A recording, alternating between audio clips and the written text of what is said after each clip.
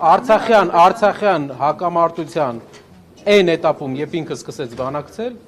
ինքը որոշեց գնալ կամ պատերազմի, կամ զիջման, երկու տարբերակ էր իր տեսլականը, բայց կա երրորդ տարբերակները միշտ, դիվանագիտությունը դրա մասին է, եթե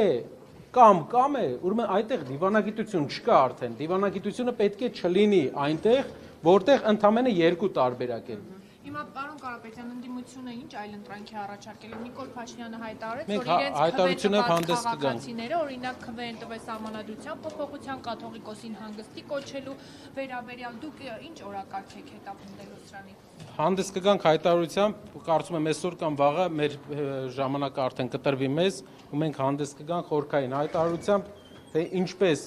իր այսօրվա հայտարարությունը, իր այսօրվա խոսքը շատ վառ արտահայտում է իր մտածելակերպը, բանակցություններին իր մտածելակերպը երկրում տիրող իրավիճակին։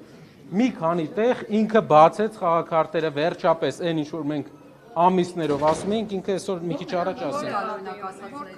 Ինչ նկատի ունեք։ Վեհապարի հետ կապված ուղիղ ասեց, որ խնդիրը Արցախի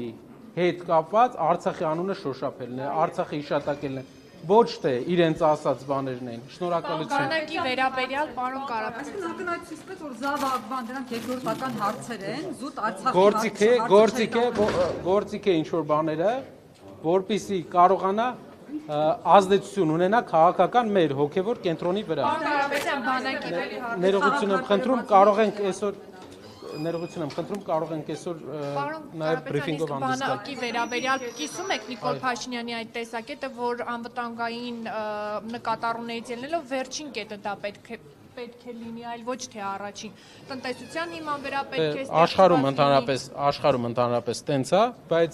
մեր տարածաշրջանը ունի սպეციფიკա։ Ներողություն եմ խնդրում, նիստն է։